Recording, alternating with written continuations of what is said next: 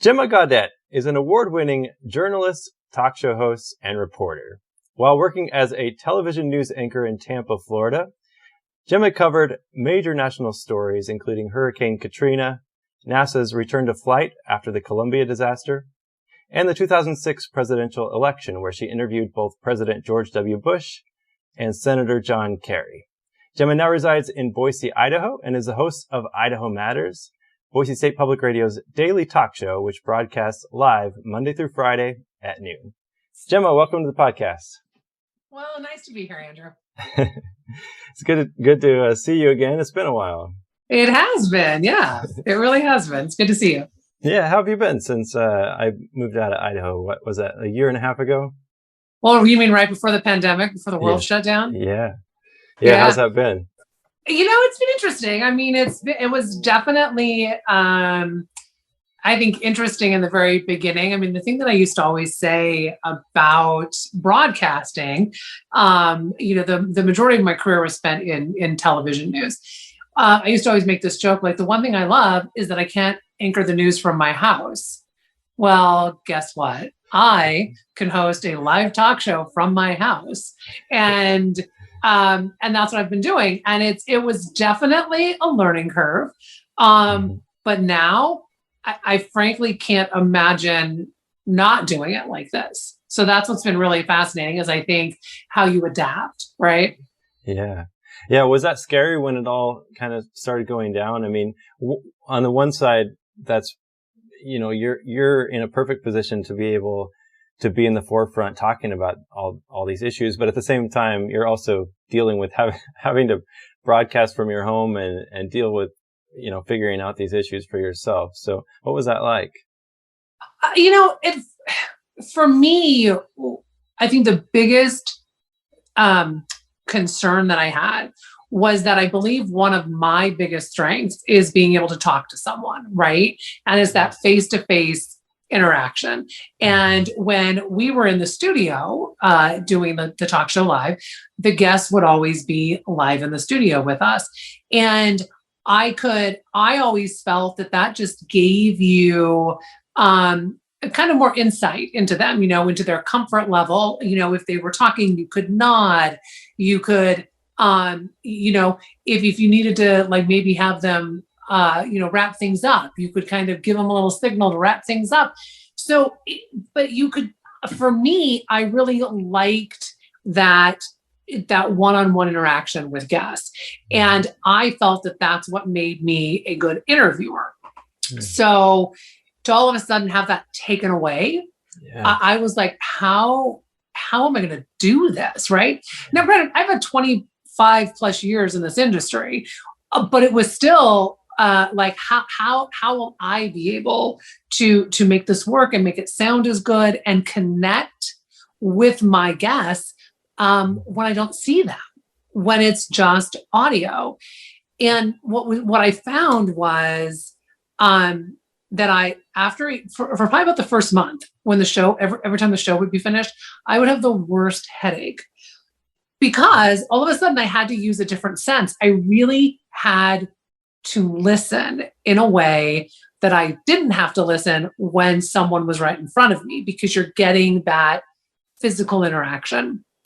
And, but over time, it actually became really easy. And I think in some ways it's better this way now, because not having someone right in front of me, if they're talking about something, well, guess what? I can Google what they're talking about. I can fact check right then and there, right? Wow. Or if they're talking about something, I can be like, gosh, I think I read, X, Y, or Z. So I can pull up an article and then ask them a question about it. And you can't do that when you're right in front of someone, because you'll make them flub up if you're like on your computer or looking at something and not paying, where it seems like you're not paying attention.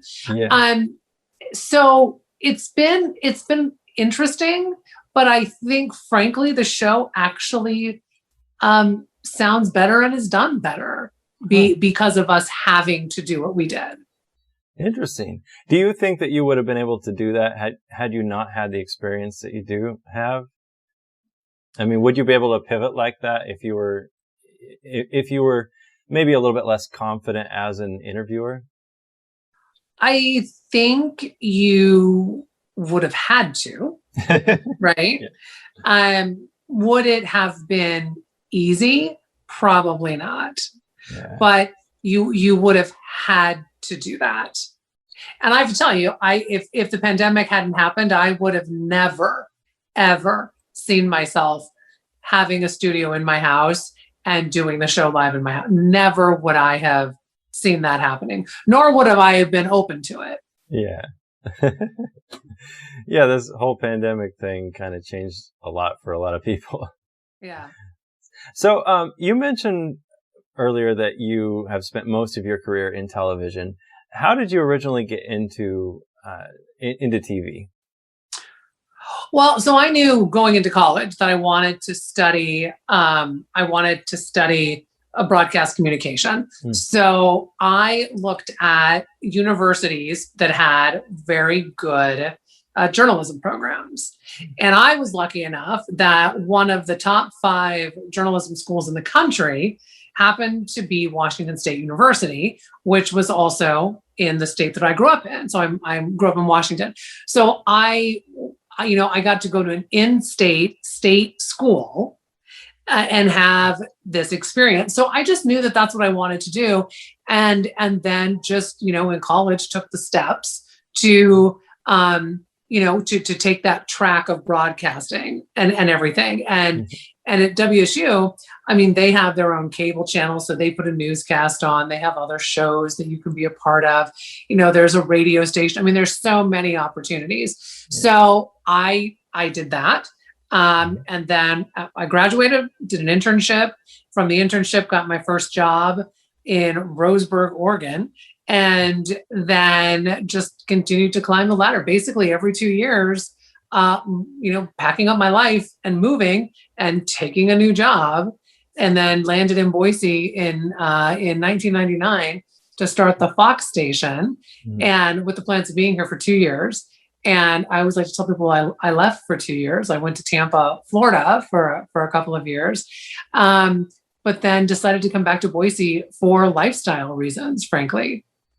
Can you talk more about that? What do you mean lifestyle reasons?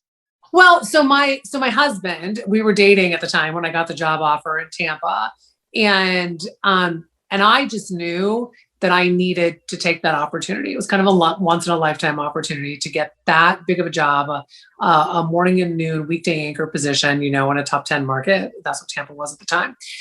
And so my husband was born and raised in Boise, but had left.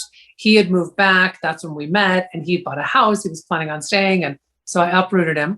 And so we moved to Florida, and frankly, from a career standpoint, it was phenomenal. I mean, literally as we're talking right now, what is the major story in the United States that's happening right now? It's the Champlain South Tower collapse in Miami. And God bless all of those people working on that. But so many major national news stories come out of Florida. So the type of news that I got to cover, what I got to do was really phenomenal. But frankly, I hated living in Florida. And at the time, my husband and I got engaged, and we knew we wanted to have a family. And it was one of those things where, I say sometimes about that time in Florida that I was like, everything had finally come together, right? I finally had the experience, and I had the know-how, and I had the ability, but my ambition to continue climbing the ladder kind of went out the window, because at that point I was in my mid-30s, and I wanted to start a family, and I really didn't want to continue chasing this career at that level, because there's so many unknowns about it, right? Like I've been fired before, not because I couldn't do the job, just because they decided they wanted to go with somebody else. I mean, it's a very, I think it's a very flimsy business. in the sense that, it's like one day you're in, the next day you're out. I mean, that is how this industry works. And I had been doing it long enough to know that. So we decided to be like, where do we want to live? Like, where do we want to live? Because we can get jobs anywhere. So where do we want to live? And because we knew we wanted to have children, we decided to move back to Boise. And so it was a lifestyle choice. And I think for younger people, and even younger journalists that I talk to now, when they have job opportunities, I'm always like, take them right now. If you are unhindered, do it now, climb the ladder now.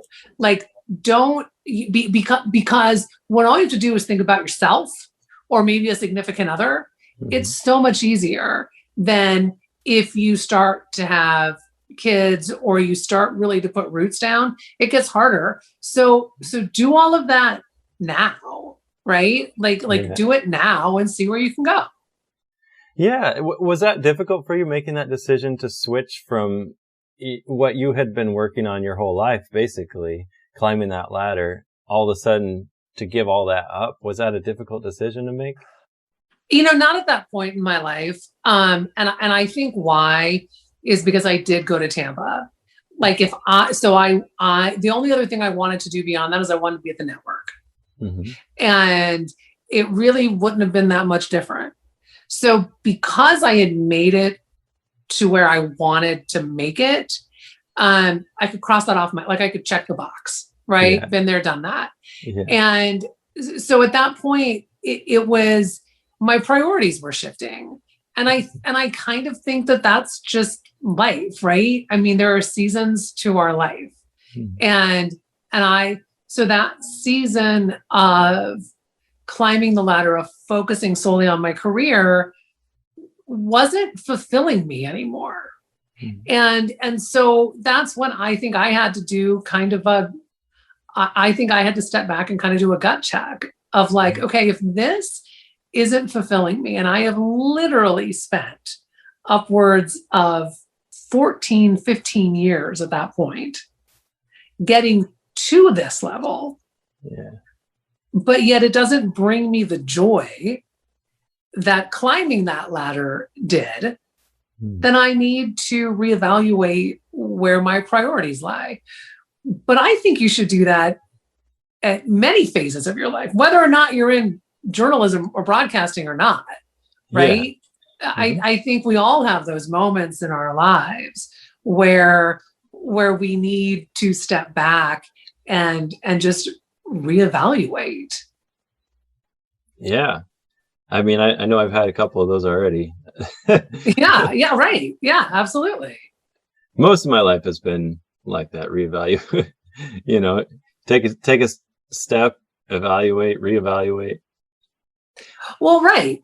And I mean, I think that and that's a good thing, right? Because if not, you get stuck in a lot of ways. And I think that then you're comfortable, right? And sometimes comfort isn't necessarily good. Sometimes it is, but sometimes it's not. So you need to figure it out. Yeah. So what's the change been like going from television to radio?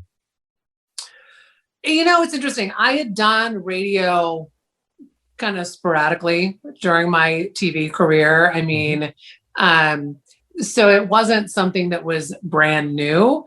I think the biggest change for me was going from what I like to call commercial journalism to kind of the nonprofit sector, right? So I work for an NPR affiliate now. And so I think working in that medium is so different than commercial journalism. And I do think it's because in a lot of ways you're given more time to tell stories when you're like with NPR or, national public, broadcasting. You're given more time. And because most of your funding comes from listeners, your true responsibility is to the audience. It's to the listener. Commercial journalism isn't like that anymore, right? I mean, it's just, it's very much like the almighty dollar in a lot of ways. And your news time, you're supposed to tell a story in less than a minute now. Well, it doesn't matter how good of a journalist you are, you cannot tell a full story in a minute. Yeah. And so to me, it wasn't the change from TV to radio. It was the change from commercial to nonprofit. Were there any downsides to that shift? I think when you work in, so a lot of national public radio stations and a lot of national public television stations are under the umbrella of a state agency, which means you work, for the government, right? Mm-hmm. And the government moves really slowly. So that's part of it, that it's, even to get someone hired takes so much longer. Everything just takes longer. And even people turning stories, right? I mean, it's like in television and commercial television, you have upwards of 4 or 5 newscasts a day that are live that you have to fill. So guess what? If you're a reporter, you're going to turn 3 different versions of a story in one day. And then you're going to go back and do it again tomorrow with a different topic. Yeah. Whereas in public radio and public TV, it's like, we're going to give you is a week long enough to do this story? And I'm like, sweet mother of God, a whole week? Oh my God. Like the issues will be changed by then. And so it's the pace of it that I found to be fascinating. That it was like, you could do this today, right? I imagine that's something that probably fits a little bit better as you get older, and you maybe enjoy taking time when you're young and you have all that angst. At least for me, I feel like I would probably fit better in as I get older. I'm not sure if I would even be able to do a job like what you're describing commercial news would be like. That's just so much. It takes so much out of you, it seems like. I don't know. I mean, you get used to it though, right? And I think there's you learn a lot doing it that way. You don't have time to contemplate and to reflect and to tweak this one word or whatever. It's like you just got to get it done, right? And you have timelines, and you learn to be a very good time manager because of it, and you learn to be efficient. And I think that those are skills that can serve you well in any industry that you work in, right? So, I mean, it depends. I mean, but it has been funny for me because, and that is what I think I enjoy about the show that I host, with it being live and with it being different every single day, that it's very similar to what I did in television. I don't get a week to go and research something. And, it's like, I read everything the night before or the morning of the interview. Right. Mm-hmm. And then I do the interview and it's live. And so there's that element to it. And I really enjoy that. But I can see that if you didn't come up in that environment, career-wise, I think it could be really daunting to be, to do journalism in that way versus being able to take all of this time to put something together. Yeah. So speaking of your current show, how do you feel like your past and your experience in television best prepared you for the role now? Other than, as you're describing, just having that ability to churn out content, are there any jobs that you think back to that really did a good job of preparing you for what you do now? I always say that this job is what I was meant to do career-wise. It just took me 25 years to figure that out. However, with that said, I don't believe that I would be as good at what I do now if I hadn't done everything I did before. I believe that every single position I had prepared me for this job. And part of it being, I think, is that when you want to put this live daily show together, that in our, here in Idaho, it's about Idaho, right? Idaho matters. So it's from politics to arts and entertainment. I mean, yes, we covered the pandemic, we covered, the election, right? All of these, just it's basically, daily news that we are covering, news of the day, going more in depth. And because I have spent the majority of my career in Idaho, in Boise, I have I have a vat of knowledge from working here, but also living here and living my life here, that I can go back 20 plus years and say, well, when this person was governor, we did X, Y, and Z, or when it was this mayor, or when this controversy came up, right, or when that trial happened, or whatever. You have a base of knowledge that if someone had come from out of the area to host the program, or even someone who was younger, I don't think the show would be as good as it is. And also, I have a producer, Samantha, who also has spent the majority of her career in Boise, and she has as much experience, if not more, than I do. So we both have this combined life experience of living here that I think allows us to really know the history of what we're talking about, so that it's not just surface. It's not just, I don't have a producer just handing me a script and handing me articles to read. Mm-hmm. And I need to sound intelligent and know what I'm talking about. I can say, well, but back in 2001, this and this happened, right? And I think that makes a difference. I think that really, really matters. Yeah. I've met your kids a couple times. You brought them into the station. I remember one time, I think it was the last time I saw them, the governor of Idaho was in the station, and your kids were there and got to meet him and talk to him. Do you do that kind of thing on purpose? Do you bring your kids along to sort of show them your world and get them introduced to a bigger world than they would see if they were just stayed at home? Is that on purpose? Not necessarily. I mean, sometimes it's because I have to bring them because I don't have childcare, especially now. But I think sometimes, it's, what's funny, I think, is that Idaho's small enough that, knowing the governor, for example, might not, that seems kind of like a cool thing. But, the governor in Idaho, he was the lieutenant governor before then, and he was in Congress. And and I was in journalism for so long that I've covered his career for 20 plus years, right? Yeah. And so he calls me by my first name. I call him by his first name. Like the former mayor of Boise, who was the mayor for 16 years, our kids went to the same school.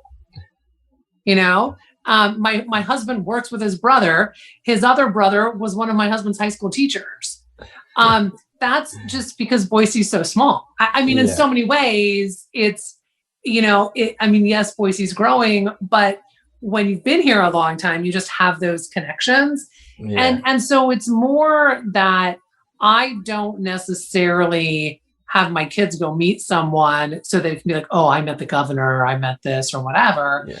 It's, a lot of times it's just happenstance because I've got to have my kids with me. Yeah. But then other times, getting back to, do I want my kids to know the world that I work in? 100%, because I often say that I think my kids don't even realize that I work, right?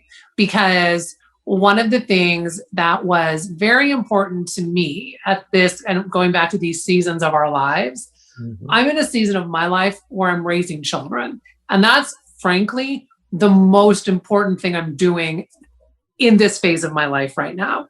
Mm-hmm. And I am lucky enough and privileged enough, because it's certainly what it is, to be able to say that I want to pick my kids up from school, right? And to put those boundaries around my work life.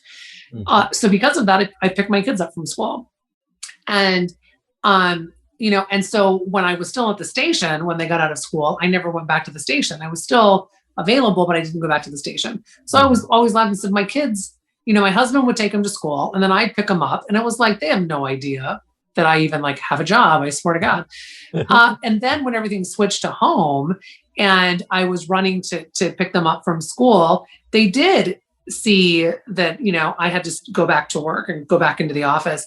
But in the beginning of the pandemic, when they were pulled out of physical school and everything was online, it was funny. My husband's work shut down for 2 months. The kids came home and did school, and my work life went through the roof and ramped up like nobody's business.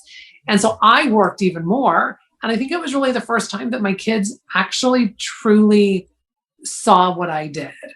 Right. With that being said, my 13-year-old just the other day looked at me and said, Mom, you are just so boring. And your show is so boring. And I do not know why anyone listens to you. And what I love about that is one of his middle school teachers listens to my show every single day and then we'll talk to him about it. And he'll bring it up in class, and which I think is even better, that those things happen. Like, I think that that's even more hilarious. So, and because I'm kind of going off on a tangent, but because I'm also raising boys, I very much want my children to see not just that I work, but that I have a career and I really love what I do. And I work because I want to, right? I believe it makes me a better person. I think it makes me a more well-rounded individual. Therefore, I think it makes me a better mother because I work. And I think my children get the benefit of that. But I want my boys to see that my work is just as important as their father's work. So that hopefully when they grow up, whomever their partner is, that they see that, right? That they see the importance of both partners working if that's what they want and choose to do. And I think it's critically important that boys see that from their mothers, if that's what their mothers choose to do, and if they have the privilege to be able to choose. I have the privilege to be able to choose. I think that's very empowering. I don't have a lot to say about it because I don't have kids, so I can't imagine what all of the amount of thinking that you've put into it. I'm sure it's something you think about a lot. Like, how do you raise kids the right way, basically? Oh God, yeah. Well, that's we're all winging it. Don't worry about it. So, I've been listening to the way that you describe your career, and it sounds like you've always had this really clear idea of what you wanted to do at the time. Did you also feel a certain kind of? Do you feel like you have a certain kind of mindset that has served you well as you've been going through your career? Do you feel like there's certain values that you have, or a work ethic that you have that's different than people that are next to you? I don't know if it's different. I would say that that I think I'm naturally resilient. I think that is something that when I look at my family of origin, when I look at like my parents, my father in particular, it is something that I think he instilled in all of his children, was a sense of resiliency, right? That like something bad happens, you know what? Take a moment, figure it out, feel all the feels, feel the emotions, all of that. But then put your big girl panties on and keep moving forward. And I think that I very much see that in my siblings and in myself, that there is just a resiliency that we have. And I do believe that everyone has the ability to be resilient, but I don't think it's a natural space for every single person. Mm-hmm. So I do think it's like a muscle. You can grow that. And I think that I think resiliency is really important. I think it's something that because we're all going to get knocked down, right? Bad things are going to happen to everybody. And if you have the emotional tools to be able to pick yourself up and move forward, I think that can help you so tremendously. And I think it's a mindset, right? I mean, I'm not talking about like from a financial standpoint or anything like that. I think it's a mindset of can you be resilient?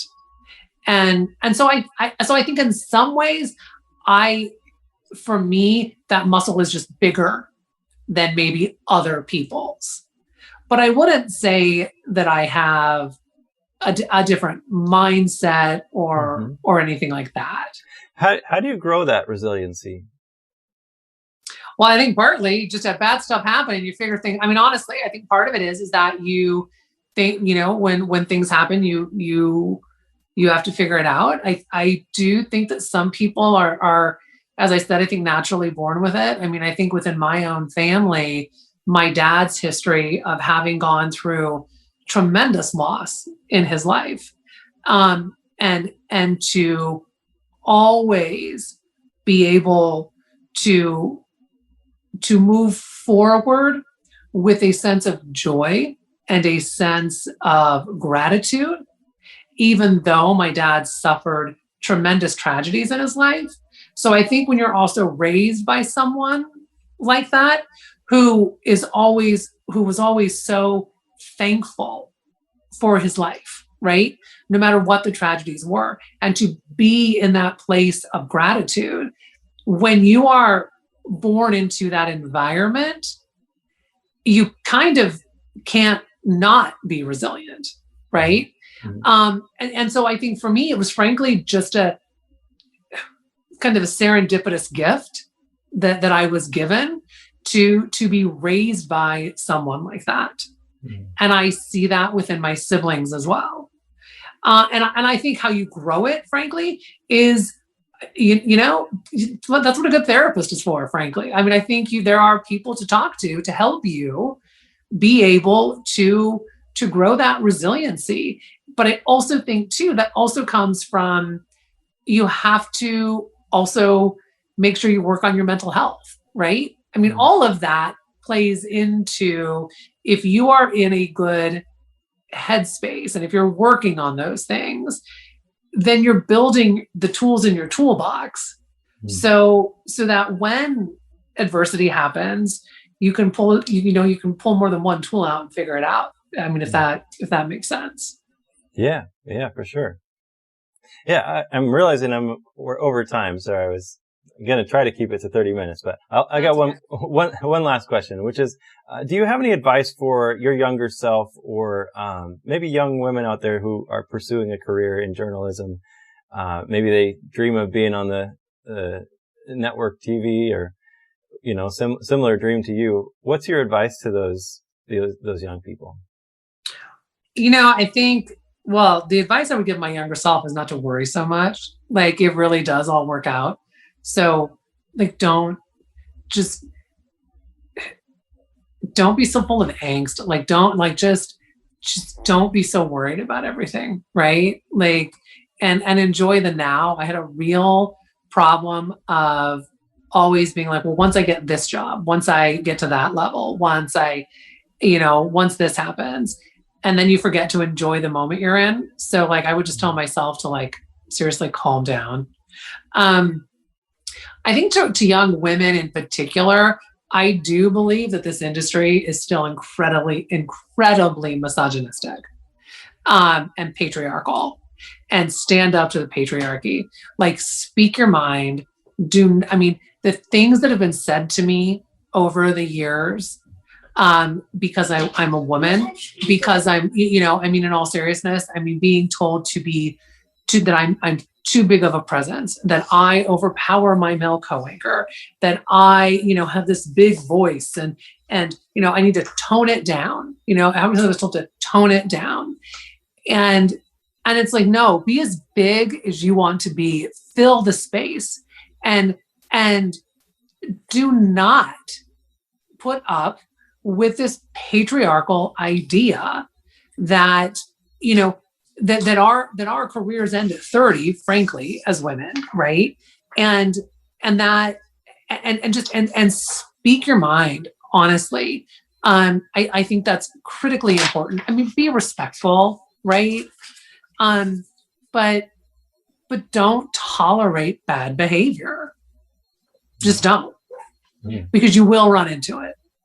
You will still run into it in this industry, in this day and age. You will still have bosses who believe that they are woke and they are not, and truly fight that. That's the only way this industry is ever going to change, right? And I also think to these younger people is know that people like me have your back, right? I'm a big loudmouth and I'm going to speak my piece. And part of it is because I'm not going to tolerate it, but it's also because I don't want anyone else to have to deal with what I dealt with within this industry, and frankly, what I still deal with. So we can spend a whole nother hour on that, Andrew. No, I love it. Thank you very much. I appreciate you taking the time, and sorry for going over, but this is good stuff. No, absolutely. My pleasure.